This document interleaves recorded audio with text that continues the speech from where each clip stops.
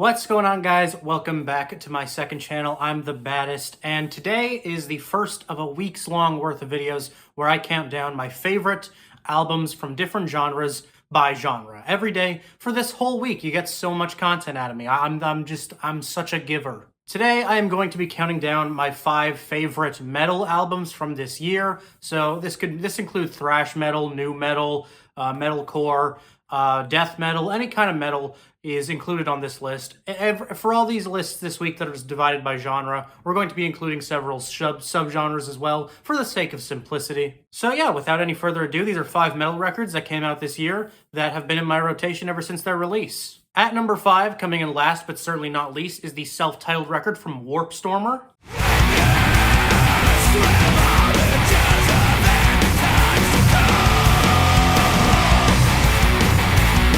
This is a thrash metal record from a really underrated band that I found just browsing albumoftheyear.org, which you can follow me over on, link in the description. This is a badass, grungy record with some of my favorite guitar riffs I've heard all year and some of the best scratchy vocals, outstanding performances I've heard all year. Just the album art alone just shows you how much of a cool, weird, bizarre, cool, grungy thrash metal record this is going to be. I love the vocals on it. Again, they're so gut-wrenching. Like they sound like they hurt every part of your body trying to perform it, and they're so appealing to me. Some of the instrumentation on this record and how it coincides with the incredibly grungy and scratchy performances just creates this really fucking metal sound that I have become so obsessed with, and I've been loving this record ever since I first heard of it. Next up at number 4, I have A Journey Through Virtual Dystopia by Red Handed Denial. You tried to fucking break me, suffocating. This is the latest album from the Toronto-based metal band that my friend actually turned me on to. Some of you may know who he is, Scott Ambience, shout out. Something I actually really like about this album is that it's not super intense and over the top throughout the whole listen. There's actually a lot of smooth and mellow moments that make the really hard-hitting moments hit that much harder. The female vocalist in this band is an outstanding performer, just such an incredible voice that reaches bounds I never knew possible. And yeah, again, what makes this album so re-listenable to me and just such an interesting listen in the world of metal albums that came out this year is it's not constantly in your face. There are so many moments that are so much more gentle and angelic and really shows that the singer of the band has a lot to offer. There's a lot of variety on this record. It's very versatile, but it's a metal album through and through, and man, some of the instrumentation on here, some of the lyricism on here is so out there and interesting.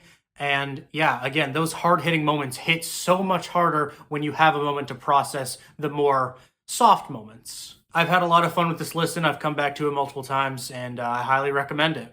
Coming in my number 3 spot, I have the new Poppy record called Negative Spaces. And it's all so negative, I'll pretend that it's not happening. What about Poppy is such an interesting artist. I remember when Poppy first came out on the scene with this video of her saying her own name for I think it was like 10-15 minutes, and there were like conspiracy theories about who the hell she was and what she was actually doing, and it turned out to be this big art piece to like launch her music career, which has been pretty incredible ever since. What really stands out to me about this album is the guitar instrumentals. Holy shit, the riffs on this album are so exhilarating. And Poppy is such an interesting artist, once again, and she has such an incredible voice, such a distinct style of writing that we'll come back to again at some point on this list. She really is a fucking rock star, and she comes through on this record with outstanding performances, such a wide variety in her performances, and so much energy and charisma to her style, and such an interesting sound to the genre. Yeah, I think she's genuinely incredible, and I'm genuinely looking forward to what she does next. I'm always intrigued to see what she's doing because she's just such an interesting artist that has a really interesting story to back her up. And yeah, I'm a big fan of this new album of hers. I think it's a good, straightforward metal album with some great writing, some outstanding performances, and some fucking fantastic instrumentals. And coming in at number 2, I have the Knocked Loose album, You Won't Go Before You're Supposed to. Suffocate! Eclipsing light!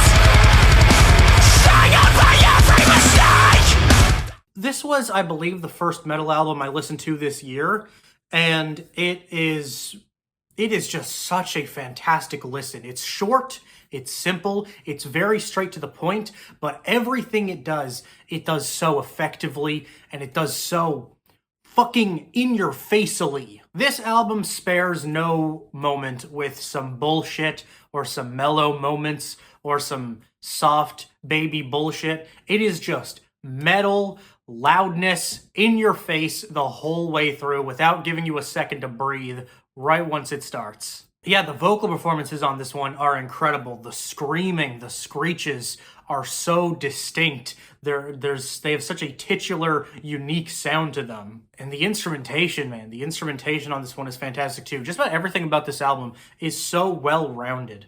The drum beats on this album are also incredible. That's something that really stands out to me as well. They're so fast, they're so quick, they're so diverse in the variety of drums that they use and the way that they use them. Very different than any other album on this list. And it's strangely beautiful, but also, again, more so just in your fucking face, and I love that about it. Yeah, fantastic performances, fantastic stylistic choices, and again, what I really love about this album is how straightforward it is. It's very short, it's very straight to the point, and it's just banger after banger after banger, not giving you a second to breathe, and I love that about it. But although I love it, I don't love it as much as my number 1 metal album of the year, Post-Human NextGen by Bring Me the Horizon. I was gonna come and rescue me. I'm drowning in my sleep. This came out nothing like I expected it to, and it was a little bit divisive of a record this year. I know some music critics, some particularly popular ones, didn't love it as much. But man, I gotta say, I love some of the risks and experimentation they did with this album. What really shocked me and what really appeals to me is the introduction of hyperpop ideas that are on display here. A lot of this album is metal fused with straight up hyperpop. It's really fascinating and it sounds fucking incredible. This album sounds magical. Like, it sounds like every song sounds like a spell. It sounds like a spell being concocted in a witch's brew. And man, I love it. I love the vocals. I love the instrumentation. I love the weird, and again, like the weird variety of this album. There's like hyperpop sounds, and there's like features I never would have expected. Lil Uzi Vert is on this album, which isn't something I ever really wanted, but it's pretty fucking cool that it happened, and it sounds this good. I think Bring Me the Horizon is a metal band that's a little more willing to push the bounds of what metal music actually is, and I think they did a really good job of that on NextGen. It is versatile, it has a very wide variety of sounds, and all of them come together to create a beautiful, visceral, exciting experience. It is such a thrilling record. So those are my 5 favorite metal albums of 2024. Let me know if there's any that you guys really loved that you expected to see on here or you would have liked to see on here. Maybe I just didn't love it as much, or I didn't get a chance to listen to it. So if there's anything you think I should listen to, be sure to let me know. I imagine this video is going to be pretty short. I'm not 100% sure, but these videos will probably get a little bit longer as they come out, as I have more things to say about the different genres. And as the videos get bigger, we're going to have a few top 10s and top 20s this week instead of top 5s. But for most of these, they'll be top 5s, so these are going to be some pretty short videos, but again, we're getting a new one every week. I mean, every day this week. Yeah, I don't know. I had a lot of fun doing this, and I'm really excited to keep the ball going and just keep making these videos. So let me know what you think. Be on the lookout for the next one. Next time we're counting down my top 5 rock records. So yeah, be on the lookout, and I'll see you guys then. Bye-bye for now.